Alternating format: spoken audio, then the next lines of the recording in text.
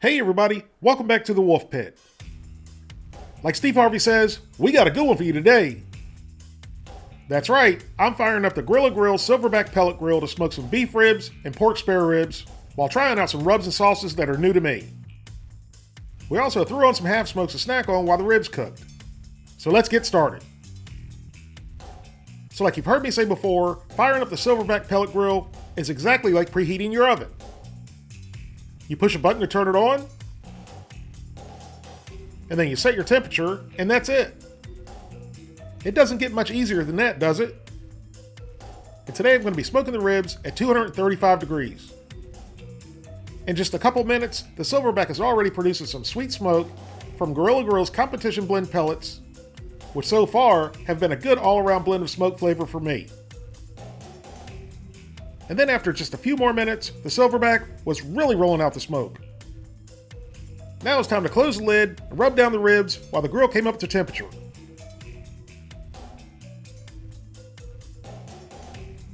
Today I'm doing 3 racks of unenhanced spare ribs, which I got on sale at Harris Teeter for $1.99 a pound, which is a great deal around here, especially for unenhanced ribs. There's nothing worse than cooking or eating enhanced ribs. They come out tasting like ham. If I want ham, I'll cook a ham. If I want ribs, I'll cook ribs. But I just don't want my ribs tasting like ham. I also found a couple packs of 2 half racks of beef ribs at Walmart of all places for $4.99 each, and they were also unenhanced, which normally you don't see too much enhanced beef to begin with. And these beef ribs were definitely a lot meatier than the ones I normally see in the grocery store for more money. For the beef ribs, I'm using Gorilla Grill's beef rub, and I'm only going to season the meat side of the ribs.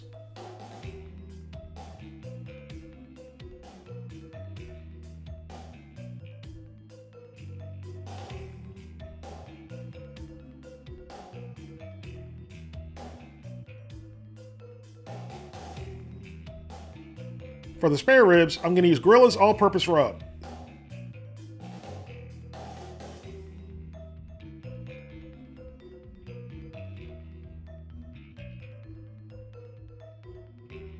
After sprinkling on a generous amount of both rubs, Courtney, my up-and-coming pitmaster, gave him a nice massage. I was starting to feel a little bit jealous.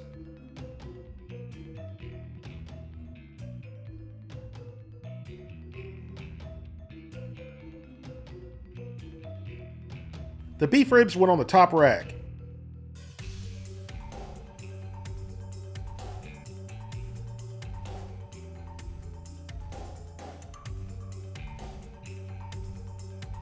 And the St. Louis cut spare ribs on the bottom grate. Now Courtney may be the next up-and-coming pitmaster, but my 2-year-old granddaughter Ellis was taking notes and learning from Aunt Coco on how to perfectly massage rub into the rest of the ribs.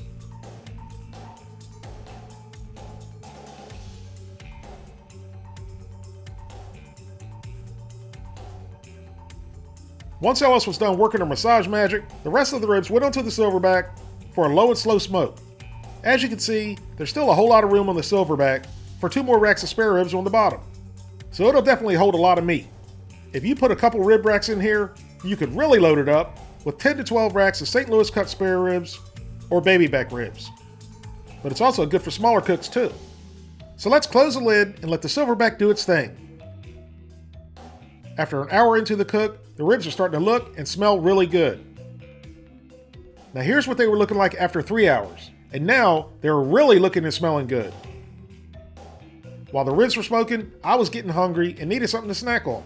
So I looked in the freezer and found a pack of Capital City half smokes.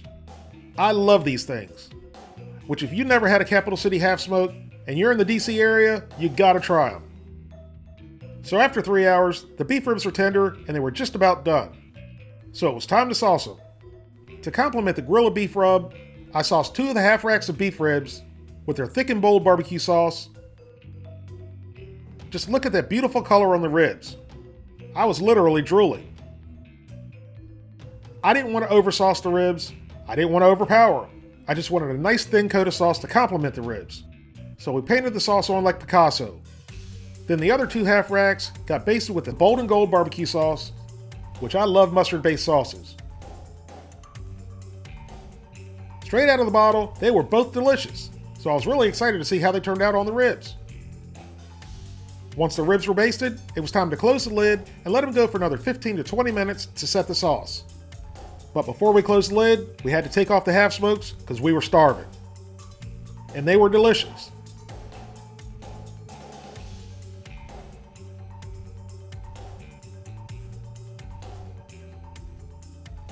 "30 minutes later, after teasing our appetites with the half smokes, the beef ribs were ready.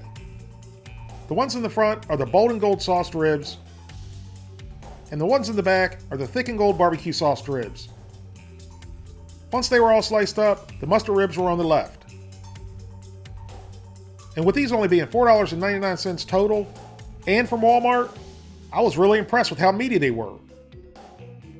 They were very moist and tender, and the flavor of the rub was very good. The mustard sauce was also good, but it lost a lot of its punch after cooking for a bit. So I just poured some of the mustard sauce onto the plate to dip the ribs in, and they definitely regained their punch. Then I tried the ribs with the AP rub and the thick and bold barbecue sauce. But somehow I lost the footage because it's not on the SD card. It was definitely a busy day with company and family in the house. And of course, adult beverages were flowing like an out-of-control river. But with that said, the beef ribs with the AP rub and the thick and bold barbecue sauce were amazing. And that's kind of funny for me, because normally I prefer less sweet, and mustard-based sauces are some of my favorites. After 4.5 hours, the pork ribs were tender and had good color, so it was time to sauce them. Again, I'm going to use one sauce on each rack, and I'm going to leave one plain. I started off with the bold and gold barbecue sauce, and on the beef ribs, I put a real thin coat, and that might be why it lost its flavor. So this time on the pork ribs, I'm going to add a lot more. Then for the second rack of ribs, I used a thick and bold barbecue sauce.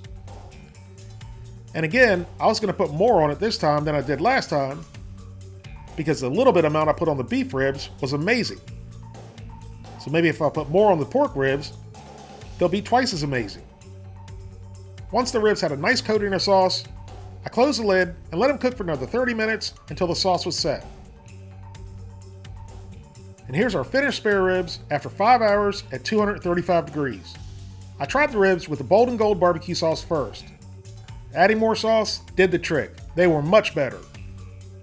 Look at the smoke ring.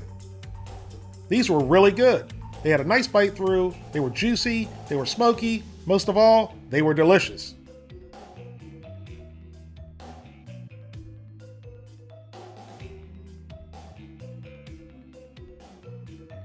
Finally, for the thick and bold ribs. And I apologize, the video isn't that great on the finished product. Like I said, it was a very hectic day here when we cooked these. But, most importantly, the quality of the food, it didn't suffer at all. These pork ribs with the thick and bold barbecue sauce were amazing as well. They also had a nice smoke ring, they were tender, they were sweet, they were smoky, and again, most of all, they were delicious. My buddy snuck in for a rib. He took a bite and he set it down for a second. And without saying another word, he picked it back up and he cleaned the bone and came back for more. Look at how clean that bone came out.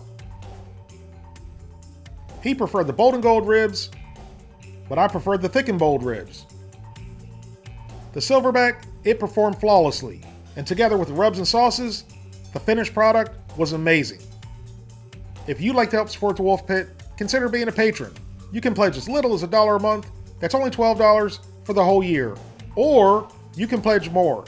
That's up to you. Either way, every little bit's appreciated and helps me produce more high-quality videos more often for you, the people. Thank you all very much for watching. Please don't forget to like this video and subscribe, and I'll see you soon.